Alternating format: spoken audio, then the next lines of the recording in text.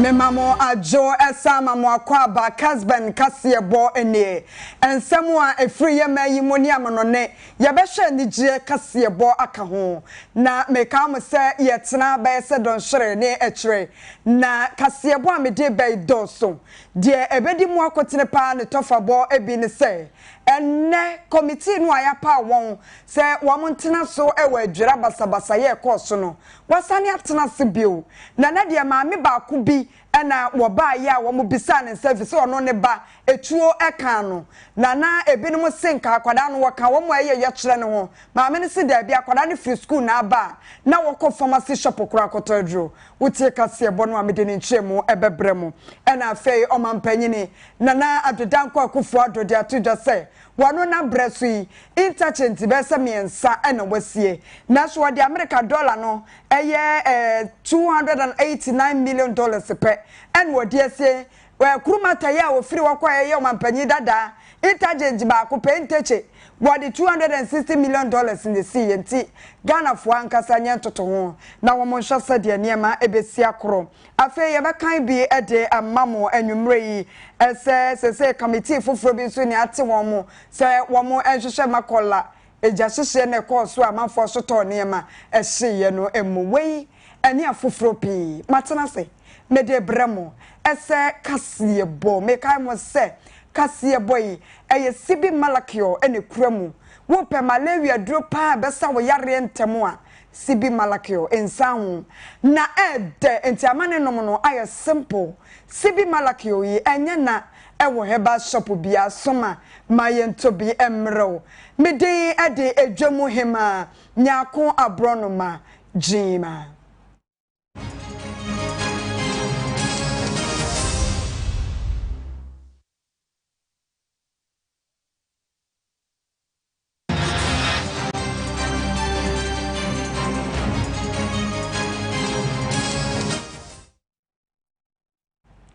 Afe Kasee bono ne nchemu nie Ghana mampanyini na adodanko akufo ado ede atodwo se wonu na breso a wo pese ka akobedie eye simple de ma Ghana fo nyina na ye ni traffic so eni ti de akwase broni kan se interchanges a omu esisie eno bo se ka ni bi na manafo ne bi na motifin no wotimi esi interchange be se miensa sika ewura mu no ebe se America dollar no $289 million ya wo de toto ho o mampanyi dada ya kire se wo free so mampanyi dada JDM a wotimi si interchange ba ko pe na sika wo de awura mu ye $260 million a na timu se ebinum nim kontabuo ni management pa wono na memo de won se sika sa na kufu ado e kan ne sei of construction of the Kasee interchange to help solve once and for all the nightmare endured for several decades by commuters within and outside this vicinity. 36 months later, and in the midst of a global pandemic, which has brought major disruptions to virtually every facet of our lives in Ghana, as elsewhere, the project has been completed.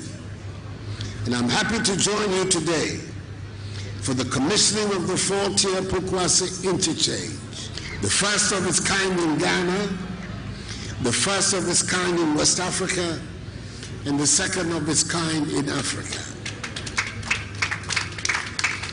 It is important to put on record that the original contract design was for a three-tier interchange.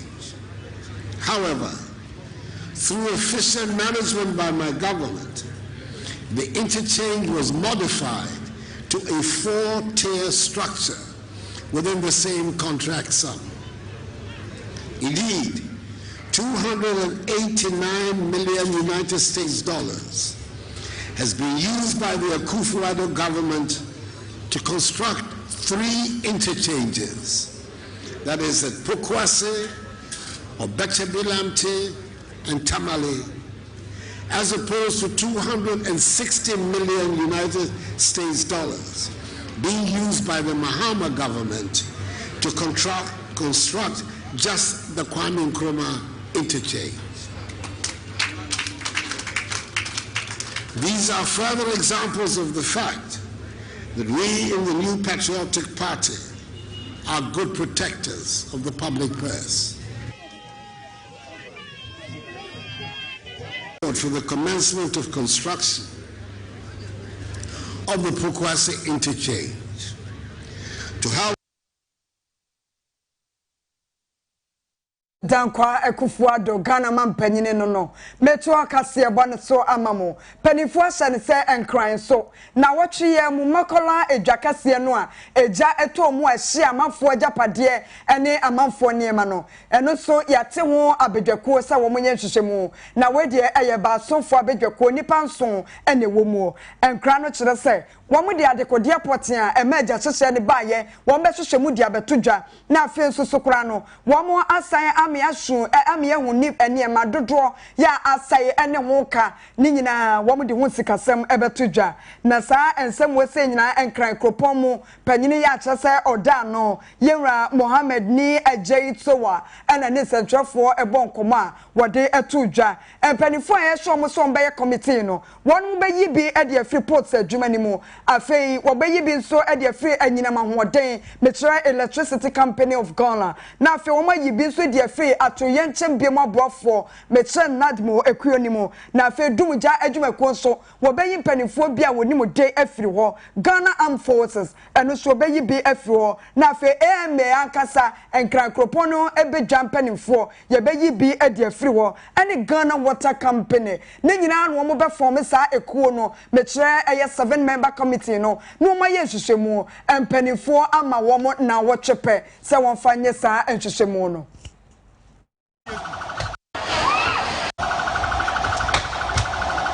1.2 billion no stop back 20 something hey stop now they are damn now living legend was now up there living legend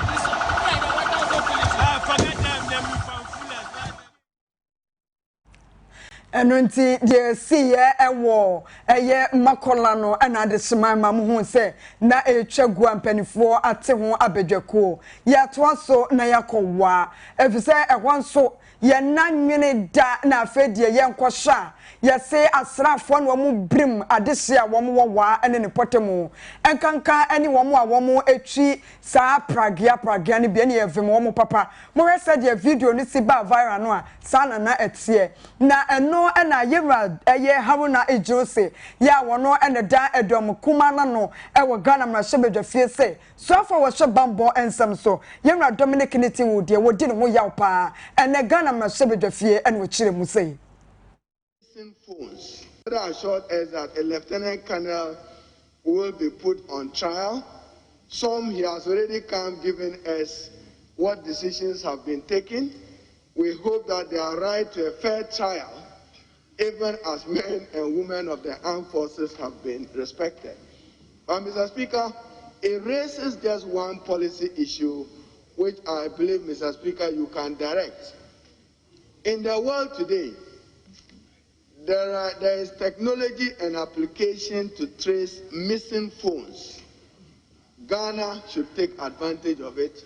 The Minister for Defense and Interior and the Ministry of Communication, all you need to do is to provide an opportunity for people to be able to register the phones. When you go into the back of the phone, there is a particular exclusive number. I know some phones have it. It's easier when it is iPhone, but Android does have the application where you can trace it. So the military, we insist, it is not within their rights, neither is it within their power to go a searching for a missing phone. That is wrong, and that we will not accept. But these sanctions, I believe, will allow for some order and send a signal that lawlessness will not be tolerated within the Ghana Armed Forces. So thank you for the swift response. We'll monitor the other outcome and we'll follow particular outcomes in all the investigations that are going on, including EJRA. French is taught. If you teach French in a very academic and formal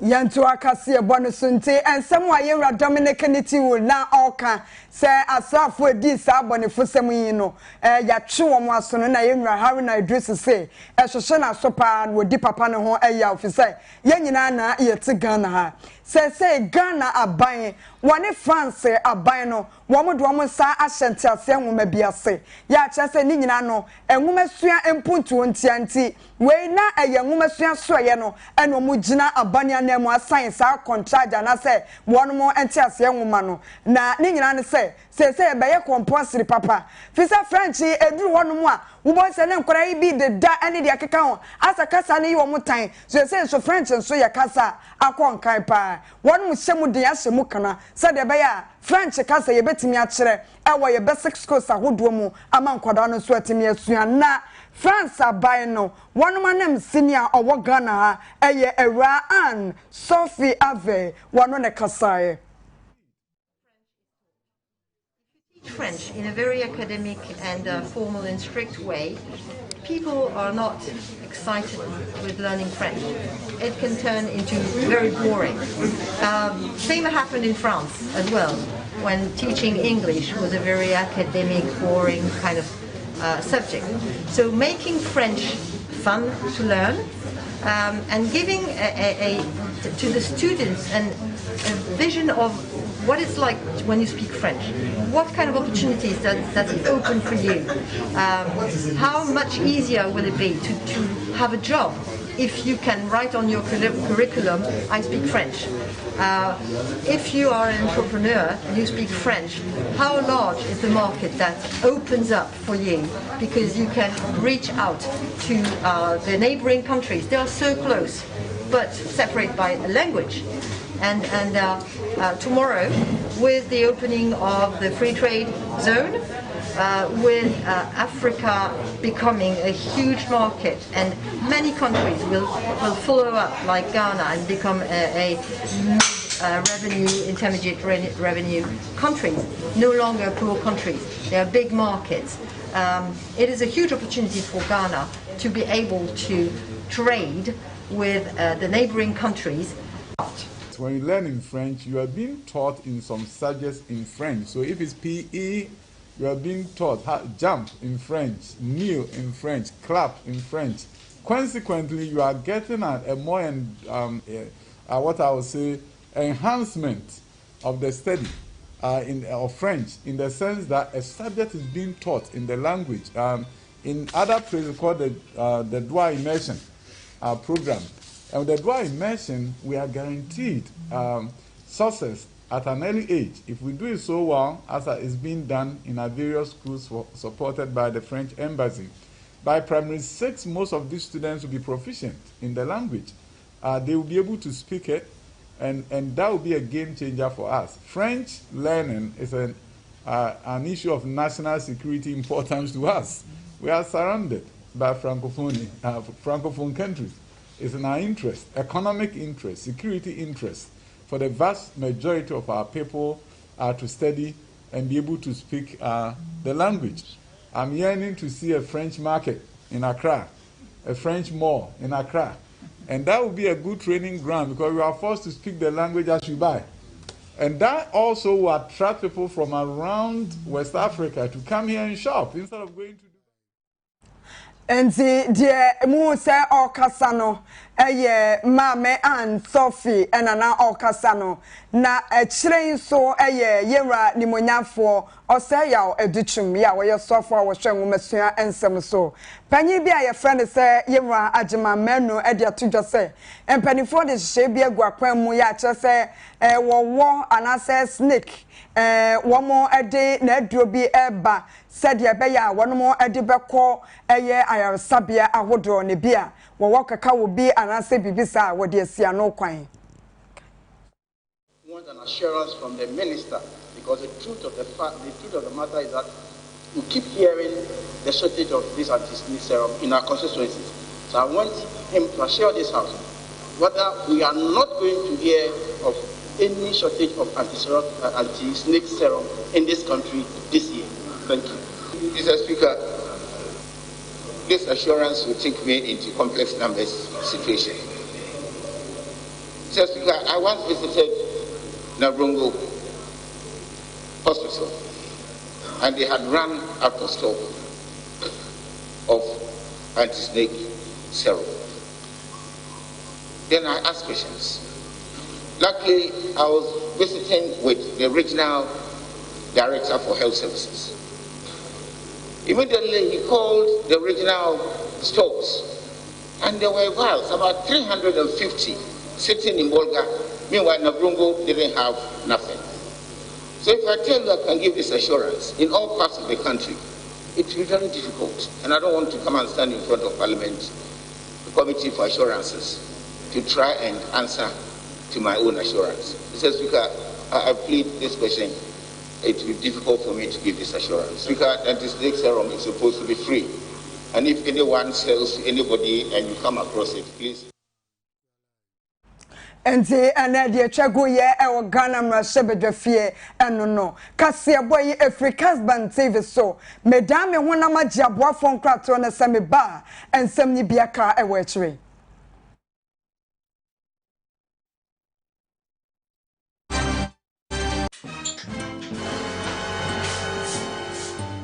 Water, but when I get your map, and that's all I know.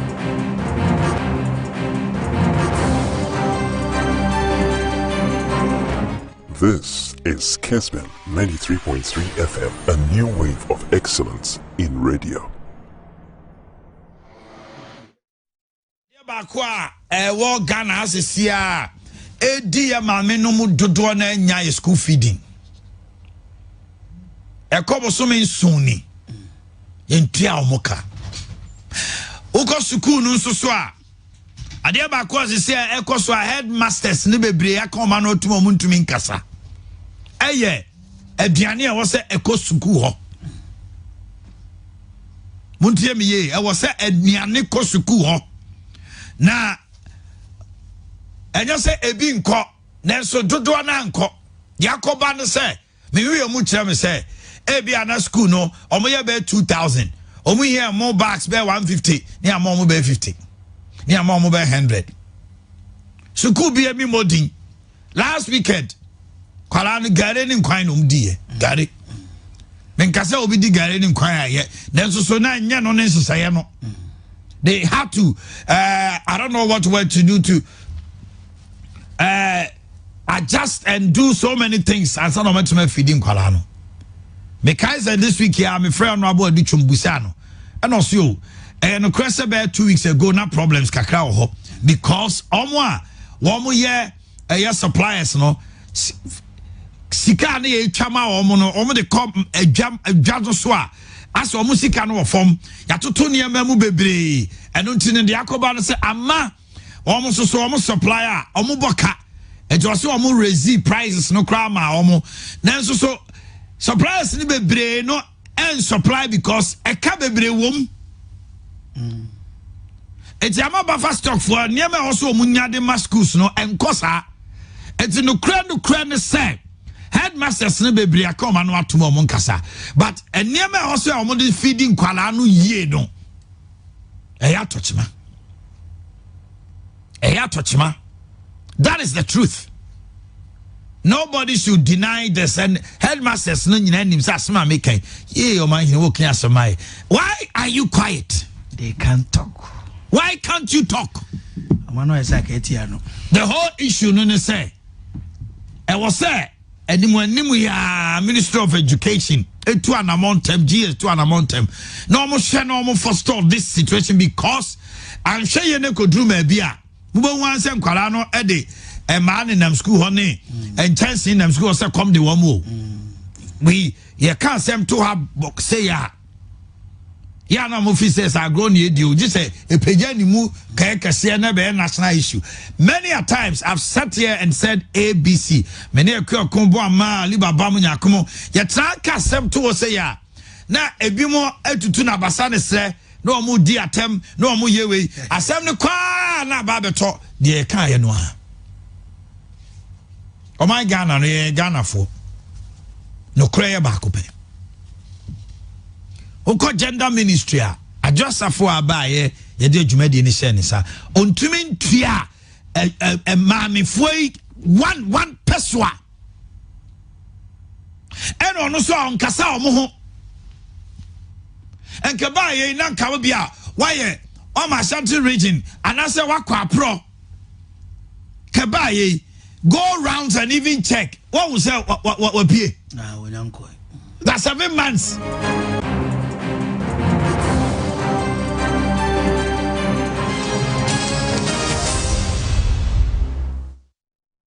Madam wase esama mo akwa babio se wanya bre etwen Kaseɛ bono na wonim se woye dede pa etuetua obi asobone a emra wo ho ya kyese wato mra ya ye wo ho asotwen kura de ma ene atebubu empanifo a ehwe ye mpotemu ahonedie ene ye mpotemu enkanko metre EPA wonmo panyi pa ne mpanifo ni nyina wonmo aje kasa ho dwumadie e de ama sofo ne nananom na panyi pa ya wo ye director ewo ho eye owuraye Jelamatu Yaro ene odi atudwa se emra wo ho papa ya kyese wo bi wo sori kra na wo bonyom wo bo sound system wo dem etima wo tietia wo bi fa hodie so asofo ya nyankropon tare wo mani ase ne no ahomache a wo bi so ne da ye papa bi ya de awrade ni nyina eye mra ene wato na sei ene koi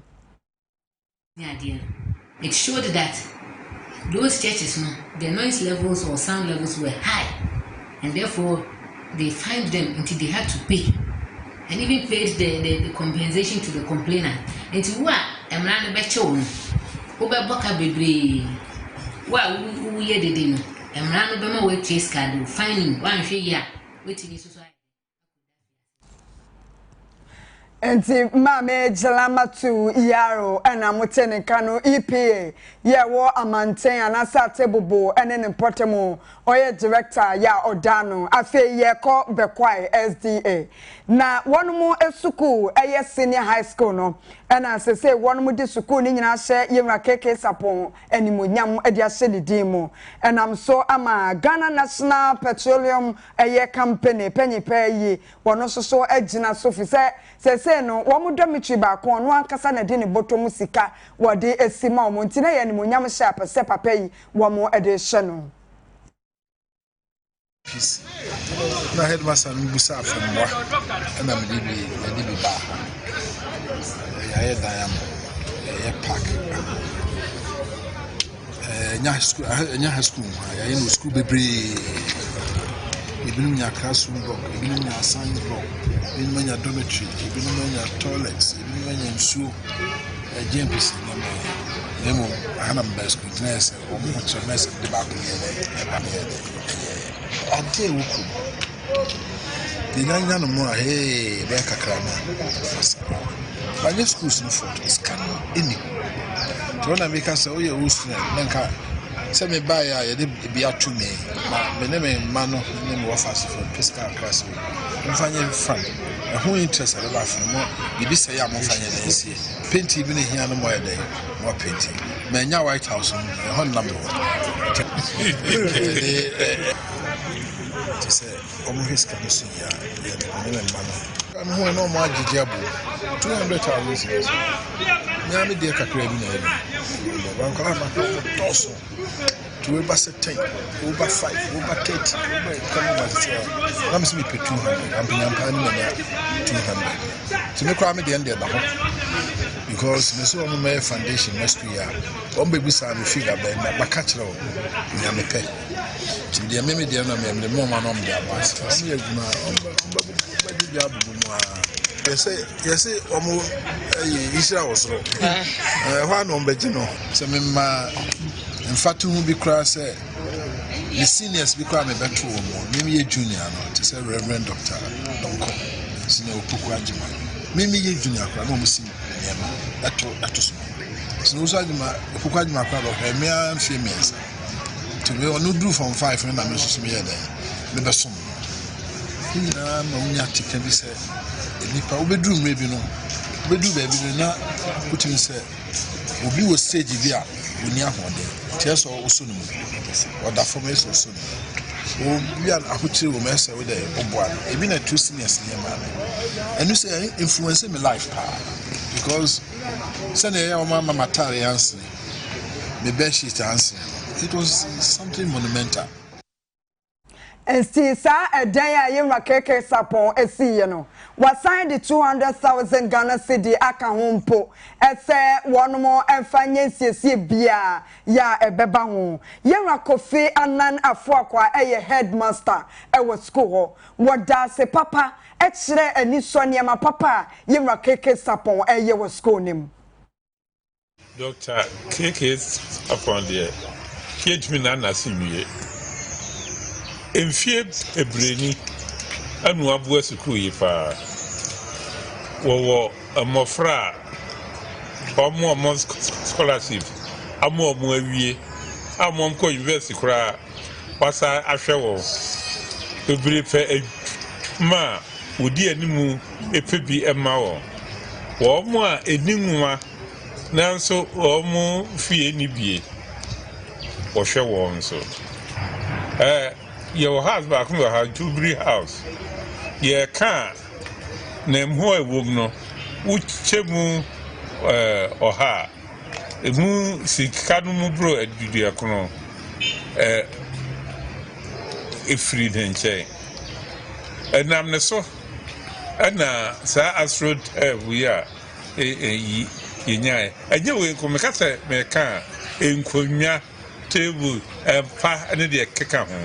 Tiwa ye biama school yi pa nti woye kamia emaye na empeninso say puna eyeyi a oda opamo ase eti ye di a tumpon no ni ahwaya mo amanafie what typical what tafri bia yanso ye yesa e de kire say obrafaja wuru akwai se de beye esuehu ama afoforo no monso so etumi aboa ewuo mu ne se ye behwe ye mfa anuhunu na emum ye do se ebeyo ye na asiese bi ese is here no ye na onyame anchaade White House ene ne KK Sapon House yi sika 200,000 kaneno a 2 billion Ghana cedis enye sika ketwa wodi ato ho se enole na yemfa enisa edwuma no etuwe de yeni anu yie bia se ena sika ni ho abanfa sika ma anini eyi eti ensese yegun animu ase ensese yegun nyame animu ase na school for no eni akekirefo nyina yehwe gi na old students eni afoforo and and ya wo mo nsem wo bi nko ye ma ya adwene enko is Enti wey aye school kwanchefo a wo be kwae SD ho wono so ne nsem afei ne yesa koyechi adwira yenim se yayi empanifo akuku damiense bi se wo mo nya committee na wo mo ehad kodie potin a kaka wo ye ba ye ena fe susu krampo no nipa bi a wo mo so te atua na nipa mienu san wu kan we bi mu prepratro ene won mo frɛ maame bi e fɛ se maame Agata Donyina ebegina ho ya wo betena se no wo mo bisa ne se ya se na ne ma na ne baba ma ba ko e kan woni a na eye yo kyere no na maame Agata de to dwa se won wa na chim Louise ayipe ya wa wo no na wo kasa ne ba no won fra bi wonya kwada wo ye basabasa afi no abema wonya fia duonu pe wo ko school wo senior high school wo final year na wo ba fia kwada no so wo yare enti wa soma ne kura se won ko pharmacy shop ana se ba bi eto waduro drug store won ko nko ta duro menum ene se won wagina ne ba bi etuo ekoka no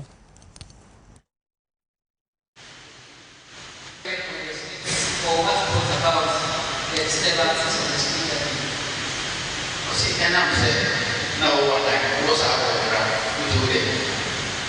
We lose out to be here, still Tanzania, and I got Monday, if you do back, it says yes, I will blame now, the brand to what is the negotiation. You want to go to me and decided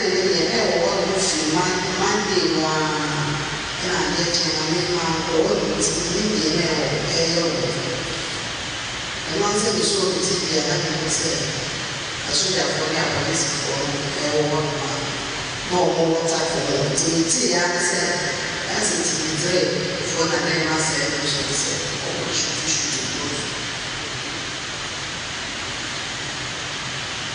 So what you want the committee to know is that your son was not part of the demonstrators that was on his way to buy grass. That's all. See, President, you will say, Obama, I didn't answer that.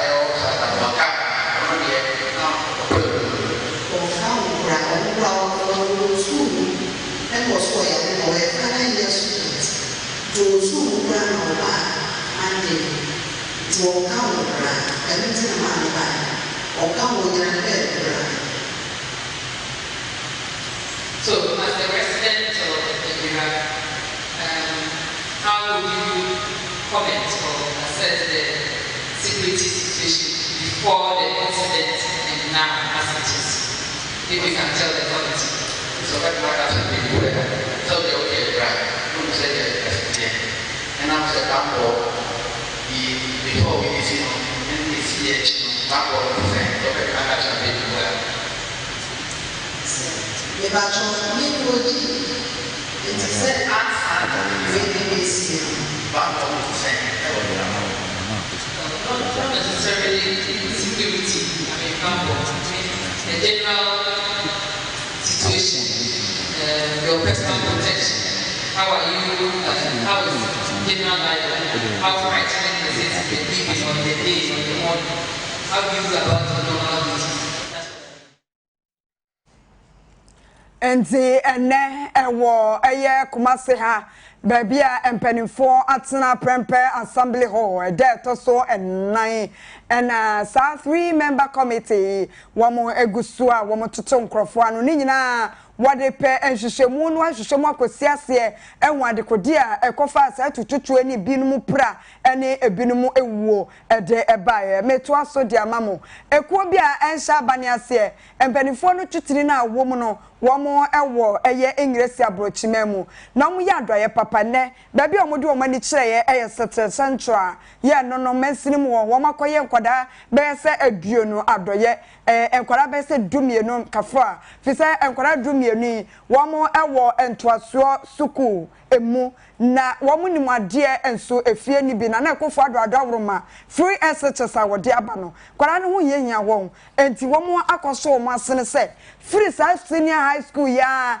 enkonto aso me kire suapon tertiary no womo fa nkoda ne ho ka FBS ka beba yewra Nicholas Pepra Aboaje wano no mayimu wasi ekuo na nemu teachers quarters we are a contribution as 10% ne ekwan ba kon a yebetimi afaso na yetimi atu ogiase ele se yebetimi create role models ewo communities especially grassroots until the year they say ebedwe ho say yebetimi asset scholarship e dey amankwala on betimi abo mo na so o ma wo fo entimi ento awo no so na ye dey aso nti be enfiam ye se call ye na yenya volunteer bi free America eba nti oba ye na ye ne no egbeje mo se ye ya nti o ye na je se obeboa ama saade etimi abaso no na ye tu ho ana mo ye ne education and this assembly the call rounds ye tumi select enkwala omo emode mo necessary oh JSS for ne social pa ho sedara ye desa aso body abo for buying ya power a dance the CC school down district you another project I did training a teacher for the headmaster for no papa the first trabia no kra no abuama teachers quarters we are a contribution as 10% ne twekania na be assembly na mfi se ne no my edichom because the government ne dey buy an intino ya yire ho am microphone bi kushima something so yebi ne anamo ya trade ya industry the man koda munim ngoma nanso binti ahokyere ntino ebi a wuntimi nkwakyere Yes, from SS now, so much maybe business. I'm not going to want to buy. A boy, they are what a transfer. Rabon and the Wara. You have opportunity now, so you have to make use of it. Into any mammy, sir, I'm very slow. Number 2, when your moon is a so be no moon to meet your master. It doesn't mean, sir. Or me don't mention and get in here. A ditching a cry. Yes, I know we are. The woman is be a some no channel. Meet me. Aye. Let him put to Abre or Manca Sankasa. Accommodation force. And your brother. Medomwas, Omodia boy, yeah, 7K wage is a resource on one CBA resource, a nom de scholarship. Nama, yes, you beat my beshe, a catch your man says, once, and I face so more Omodia boy, and I'm something I am question idea, and I say, I want to food beer of Omodia bomb. Now I can't say once. Many damn ones are still.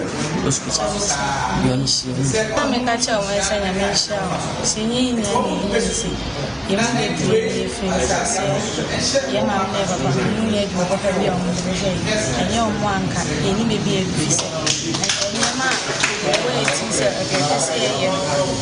catcher of the brown, Munyas come on the mountain. I was a so dreaming big bag. I was about scholarship here. You wait me, Shana. The person that treatment now commission Sarah.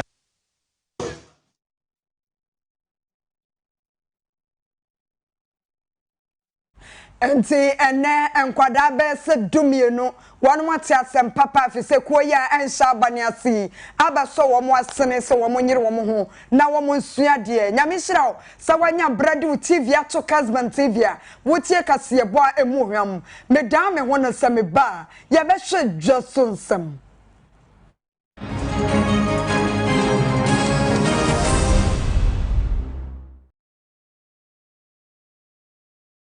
This is Kessben 93.3 FM, a new wave of excellence in radio.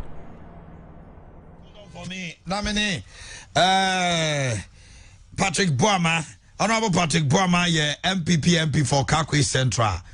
Na yenju chinkomo. Honorable me watching. Me just so me Asanteman. Yo. Now I can just Samri so we are live in Accra 92.9.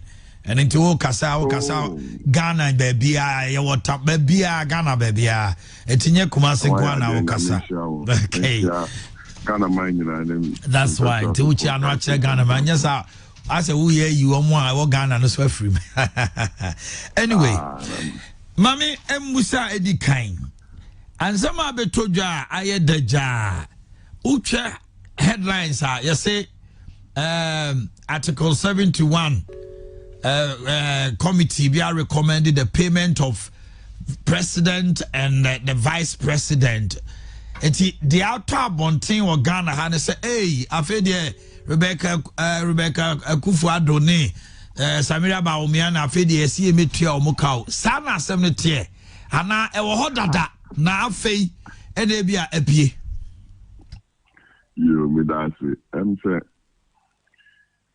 the question now we bisano Ghana Article 71 actually omwa and fear 9 so I will see a mom akwan kwaja de bia friends ex Russia and the list is there. Now, when President Bia Bediakonya, after 4 years, they also set up a presidential committee on emolument. No, determine I see on Article 71 for Apankweja Sikasem and now almost in the last parliament, the 7th parliament, from the committee's report, now, President Rawlings Abreso through his chief of staff Ora Tudazi, Eba Ora Jacovic Vilamte, Kojon Piani, Aba Prosper Bani, Eba Besi, the current chief of staff. No man who said, former first ladies. Now, you born with some allowances. Be a over champion here, over Buzia, over Kufado here. Almost started who said, I will say at least she be a normal almost now. Also, minor to make sure Musukaka. Okay. It almost started with some form of allowances. So, Anna. If we do current committee, I want to buy last parliament. I didn't win this last parliament. And I'm saying, okay, yeah, more allowance. So then I ain't say, okay. Into Bibi Kaka, no more, no me honey, I don't want function one. I was saying, Kaka, so I'm also quite busy no almost somewhere. And then Parliament did too, so Kempe, I'm on normal fat and function. So the Brea craft for almost to be almost.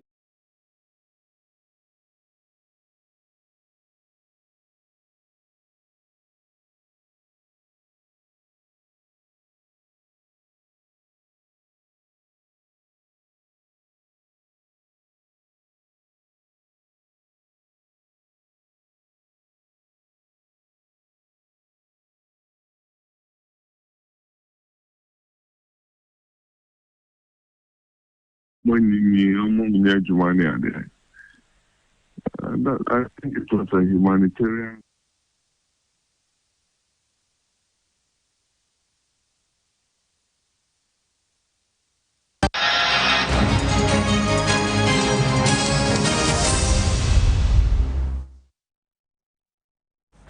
Mema obibia akwaba Kaseɛ bono yeto aso bio ade akọ adwasonsem sese wo man sika krabia Kaseɛ metre Bank of Ghana won waya sabia Kaseɛ wo cantonment no enkran won masa pagya mukura fise wode sika twetwere die pa ade awuram ya anya sam ketwa be se 80 million euros na sika wo de awuram no wo de si edan Kaseɛ ye betimi afa nipa ya wo yare ebe se aduosia enum na nkran kire say no Bank of Ghana for hospital no wo ma biemu di ama Ghana de hye nyina ya obi a wo pa yare saf papa ahye ama doctor fo agina no so no wo betimi akọ na Bank of Ghana one mo governor Yemra Ernest Anderson ono ene bie dwumedi ya no State of the art bank hospital that is designated not only to serve staff but also to add to the efforts of addressing the healthcare needs of the country. The process to set up the bank clinic, which began in 1987 and subsequently transitioned to this edifice, has been a long one, captured over a 34-year period. We have moved from a clinic with outpatient facilities and limited operations to a medical facility with both in- and outpatient comprehensive facilities. I am certain that the transition will not stop here, but will continue, and the bank will provide all the necessary support in this endeavor. A partnership. A partnership. Yes, a partnership. Thank you very much. Yeah, take care. Here today with this state-of-the-art bank hospital that is designated not only to serve staff, but also to add to the efforts of addressing the healthcare needs of the country. The process to set up the bank clinic, which began in 1987 and subsequently transitioned.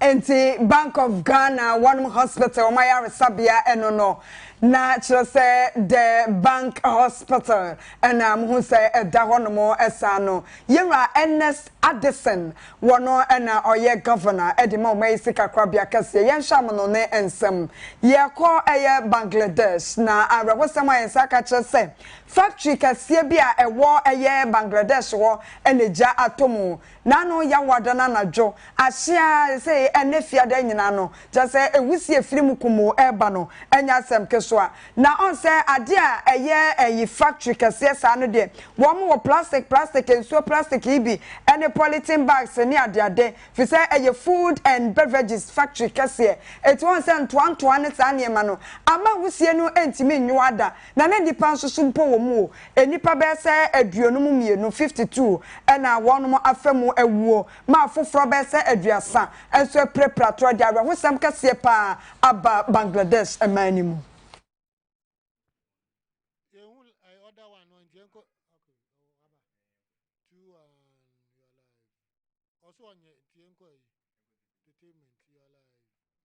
Afei ye hwe enigidie Kaseɛ bo wo enigidie Kaseɛ bo mu papa yi he na wo ye famous papa se sabre no ne bia obi hono ma no wosua enso se de na tie bia e bia GTV na wo mutimi eyi the comedy show bia nanka wo ye the day e de Bell Cosby on se wo photo no wa kan ne pa se de obesi asako na chi ene ade se wo mfie aduo wotwe mensa on se wo sam se papa ye che no kokoshe fiase na enkra ne che se nyankropon adom a se o mayi Bell Cosby na Cosby ba ya no wo che se na ni so ade hunu se wo bekoso a aye comedian no wetwa sini no eda so wo nti ni managers ne woni ebo ne ho ban won ma ko company sakase se wo pese wo san eye ni show ni biem enti se wo bi ono obe sponsor na mafo dodo no aso bia wo mapono mato wo se Cosby die se de ne wasi ma nipa se de no wo mo ebe boa no